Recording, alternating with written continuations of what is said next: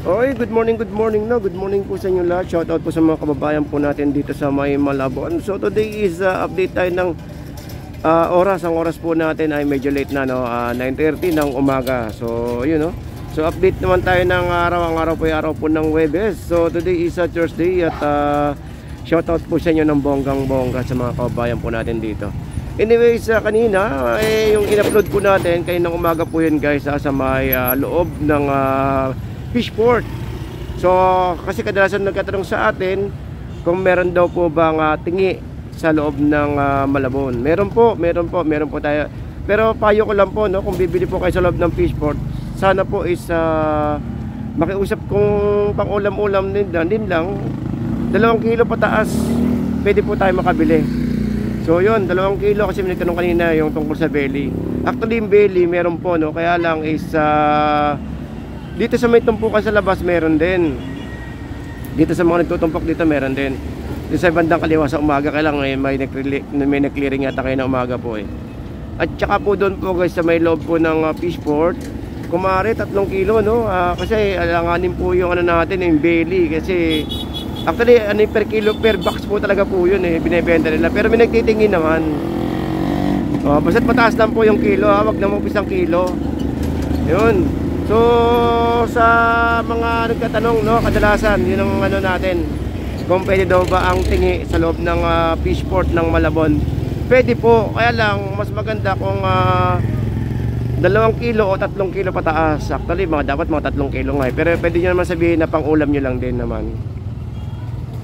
Tapos maganda pong mamili rito guys, yung mga presyuhan ay alas 2, alas 3 ng madaling araw hanggang alas 6 ng umaga. Yun.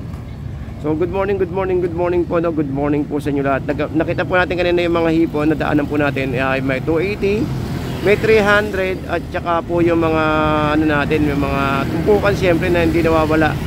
Yung tumpukan natin na tig 50 pesos po, hindi po nawawala yan. Alright, so good morning po sa inyo lahat. Eh medyo maingay po sa area po natin kasi paakyat po ito eh, sa tulay. Sa may tulay po tayo ng Estrella. Medyo maingay. Yun, so yun po ang sitwasyon po natin dito sa may Malabon. Alright, so ganitong oras tignan nyo naman yung mga nakamotor. Yung pinagbumulamisan ng traffic yung mga motor na humihinto. Kaya nagkukumpulan sa may pwesto na. Ako naman, ginagawa ko naman yun. Kaya lang mga bandang yung mga bandang alas 11, yung mga wala na masyadong tao pag yung nakamotor ako. Pero ngayon, lalakad tayo ngayon para guys, mag-update. Wala pong edit to, hindi pa natin i-editin to ha. Tuloy-tuloy lang po yung biyahe natin ngayong araw po ng Huwebes. So kaya naman po na puputol po yung aking gawa nga ng minsan kasi may mga kababayan tayo na minsan nagbibiruan ng yung salita kasi may mga marami kasing bawal kay YouTube eh. Meron tayo makita na may magsalita ng hindi maganda bad words kahit alam naman natin na biruan lang dito eh, hindi po ganun kaganda kay YouTube po yun. At saka po yung mga syempre yung may mga biro-biroan ng konti. Kaya tinatanggal po natin yan yung mga bawal kay YouTube. Kaya po natin na-edit minsan. Pero ngayon try po natin na hindi mag-edit ngayon i-diretso lang po natin yung video po natin. Ipopost-post ko na lang po. Anyways, good morning po sa inyo lahat guys. Pero samahan nyo ako mag-ikot tayo.